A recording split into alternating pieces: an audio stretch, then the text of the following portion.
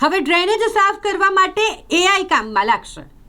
આમ આપણે જોઈએ છીએ વડોદરા શહેરમાં પાણીની લાઈન અને ડ્રેનેજની લાઈન ચોકઅપ થઈ જાય અથવા તો જામ થઈ જાય તો ખોદકામ કરવું પડે અને પછી લાખોનો ખર્ચ થાય। ખોદકામ કર્યા વગર તેને રિપેર કરી શકાય તેવો કોઈ ઉપાય જ નહોતો। લાખોનો ખર્ચો પણ થાય અને લોકોને હાલાકી પણ પડતી। પરંતુ હવે આવું નહીં કરવું પડે, કારણ કે હવે એઆઈની મદદ લેવામાં આવશે। નવું સંશોધન કરવામાં આવ્યું છે।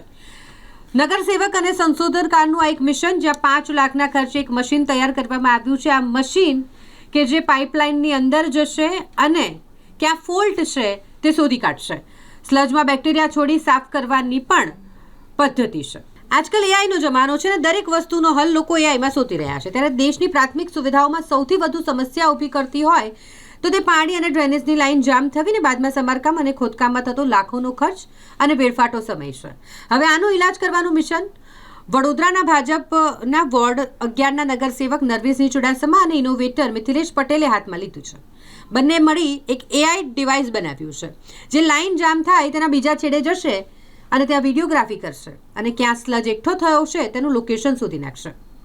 નગરસેવક નરવેશસિંહ ચુડાસમાના પત્ની બાયોલોજિસ્ટ છે। તેમનું કહેવું છે કે તેમના મિત્ર મિથિલેશ સાથે મળી 5 લાખના ખર્ચે આ એઆઈ ડિવાઇસ બનાવ્યું છે, જે કેટલા ડાયામીટરની લાઈન છે અને સ્લજ કેટલા પ્રમાણમાં છે ત્યાં એક ખાસ પ્રકારના બેક્ટેરિયા છોડવામાં આવશે, જેથી અમુક ચોક્કસ સમયમાં એ બેક્ટેરિયા સ્લજને ખાઈને ઓગાળી દેશે, જેથી લાઈન સાફ થઈ જશે। અને આ બેક્ટેરિયા નગરસેવકના પત્ની હાલ બનાવી રહ્યા છે। હાલ તો આ મશીનની પેટન્ટ રજીસ્ટર કરી દેવાઈ છે અને ડિવાઇસ અને બેક્ટેરિયા પ્રાથમિક તબક્કામાં છે। ડિવાઇસ પાછળ 5 લાખનો ખર્ચ થઈ ચૂક્યો છે, પરંતુ આ સંશોધન સફળ થશે તો પાલિકાને સોંપવામાં આવશે અને અન્ય મહાનગરપાલિકા કે સરકાર માંગશે તો નાગરિકોના લાભાર્થે ત્યાં પણ આપવામાં આવશે। બિલકુલ એક જનપ્રતિનિધિ તરીકે લોકોના વિસ્તારમાં ઘણા બધા પ્રશ્નો આવતા હોય છે, અલગ અલગ પ્રશ્નો આવતા હોય છે। એમાંથી મુખ્યત્વે જોવા જઈએ તો ડ્રેનેજના પ્રોબ્લેમ્સ ઘણા બધા આવતા હોય છે। ડ્રેનેજના એ પ્રોબ્લેમને લઈને જોતાં જોતાં ઘણા બધો વિચાર આવ્યો કે ભાઈ આના માટે આપણે શું કરી શકીએ। એક એવું કંઈક બનાવવું હતું કે લોકો માટે ઉપયોગમાં કઈ વસ્તુ આવી શકે અને લોકોના જે ટેક્સના પૈસા છે, વેરાનું જે વળતર આપવાનું હોય એનો આપણે એક સારી રીતે એનો કંઈ ઉપયોગ થઈ શકે।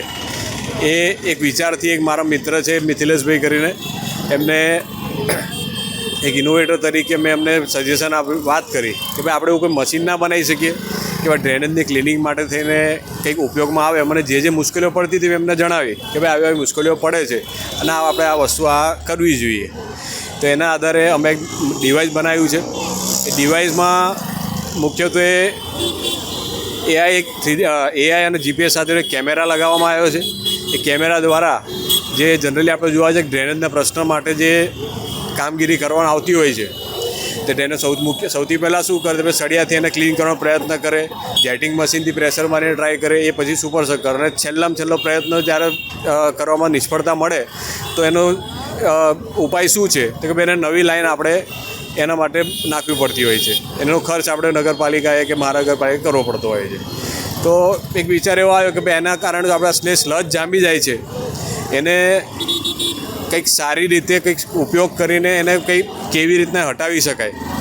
તો એક એન્ઝાઇમ બેક્ટેરિયા ઉપર પણ એક કામગીરી ચાલી રહી છે। આ મશીનને અમે જે બનાવ્યું એને ઓપોઝિટ સાઈડથી અમે નીચે ઉતારીશું। એને એઆઈ અને જીપીએસના દ્વારા અમને એના જે સ્લજ જામેલો હશે એ સ્લજ જામેલો એને કેટલા ડાયમેન્શન છે, કેટલો સ્લજ જામેલો છે એનું એને બાયફિકેશન અમારા ડિવાઇસમાં અમને દેખાશે। એ પછી અમે જે બેક્ટેરિયા ઉપર કામગીરી કરી રહ્યા છે એ બેક્ટેરિયાને જે અમે ત્યાંથી પમ્પિંગ કરીને થ્રો કરીશું, એ બેક્ટેરિયા શું કામ કરશે તો એ બેક્ટેરિયા એ સ્લજને નરમ કરવાનું કામ કરશે।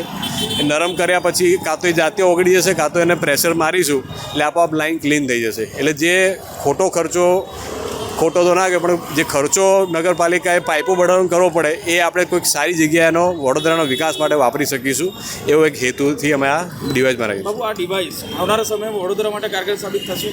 જી બિલકુલ, અમે એક ડેમો અમે નાના પાયે લીધો છે, એમાં અમને સફળતા મળી છે અને આ મશીનની અંદર જે વ્હીલ છે એ વ્હીલોમાં ઇન્ડિવિજ્યુઅલ અમે જોન્સનની મોટરો નાખેલી છે, જેથી કરીને કોઈ મોટો સ્લજ વધારે જામ થઈ ગયેલો હોય તો એને અંદર ફસાવાની શક્યતા નહીવત છે, જેના કારણે તમે ઇઝીલી એને મૂવમેન્ટ પણ આપી શકીશું અને મોટા પાયે જે સફળતા એનો પ્રયોગ અમે કરીશું, ટૂંક જ સમયમાં કરવાનો ઈચ્છા છે કે આને કામગીરી જે અમારી ચાલી રહી છે અને થોડા ઘણા અમને જે કંઈ એમાં જે નાનું મોટું ચેન્જીસ દેખાઈ રહ્યા છે એ કરીને મોટા પાયાનું પ્રશિક્ષણ કરીશું અને એમાં સફળતા મળે તો અમે આનો કોઈ કોમર્શિયલ યુઝ કરવા માંગતા નથી. અમે વડોદરા નગરજનોને સમર્પિત કરવા માંગીએ છીએ.